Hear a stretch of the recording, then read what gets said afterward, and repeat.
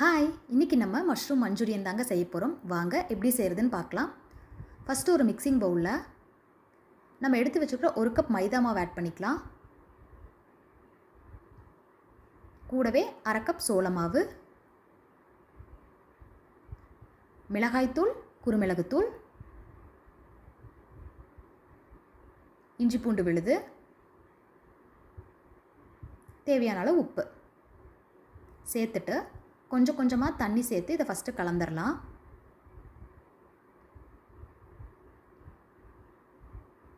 பாருங்கள், மாவு இந்த அளவு கலந்தாச்சு. இப்போது நம்ம எடுத்து வச்சுருக்கிற மஷ்ரூம் இதில் ஆட் பண்ணிக்கலாம். மஷ்ரூம் உடையாமல் இந்த மாதிரி மாவோடு ஃபஸ்ட்டு கோட் பண்ணி வச்சிடலாம். இப்போ நம்ம இதை பொரிச்சு எடுத்துடலாம்.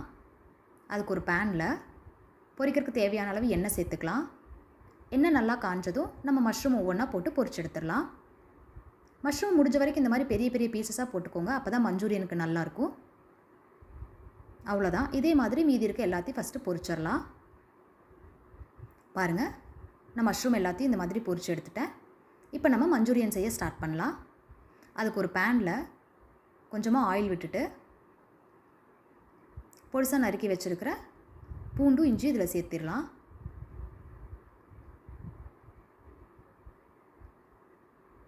நீங்கள் ஆயிலுக்கு பதிலாக பட்டர் வேணாலும் நீங்கள் யூஸ் பண்ணிக்கலாம்.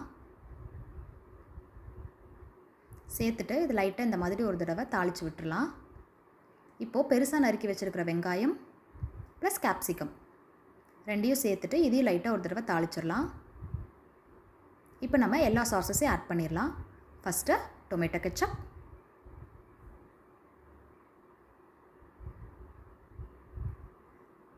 Second green chilli sauce, third soya sauce add பண்ணிவிட்டு இதை ஒரு தடவை கலந்து விட்டுக்கலாம். இப்போ இதுக்கு தேவையான அளவு உப்பு ஆட் பண்ணிக்கலாம். ஃபஸ்ட்டே வந்துட்டு மஷ்ரூமில் நம்ம உப்பு ஆட் பண்ணிட்டோம். ஸோ இதுக்கு தேவையான அளவு உப்பு ஆட் பண்ணால் போதும். இப்போ நம்ம பொரிச்சு வச்சுருக்கிற மஷ்ரூம் இதில் ஆட் பண்ணிக்கலாம். ஆட் பண்ணிட்டு நல்லா இந்த மாதிரி அடியோடு கிளறணும். அப்போ தான் வந்துட்டு சாஸ் எல்லா பக்கம் வந்துட்டு பார்த்திங்கன்னா கோட் ஆகும். இப்போ நம்ம கொஞ்சமாக எலுமிச்சம்பழ சாறு புளிஞ்சிடலாம். ஃபைனலாக கொஞ்சம் கொத்தமல்லி இலை தூவிட்டு நல்லா ஒரு தடவை எகெயின் கிளறிடலாம். அவ்வளோதாங்க, நம்மளோட restaurant style mushroom Manchurian ready. நம்ம இப்போ இதை சர்வ் பண்ணிடலாம். நிஜமாகவே ஒரு ரெஸ்டாரண்ட் இல்லைனா ஹோட்டலில் சாப்பிட்டா என்ன மாதிரி டேஸ்ட் வருமோ அதே மாதிரி எல்லாமே பர்ஃபெக்டாக வந்துருந்துச்சு. ரொம்ப சூப்பராக இருந்துச்சு. நீங்களும் இதை ட்ரை பண்ணி பாருங்கள்.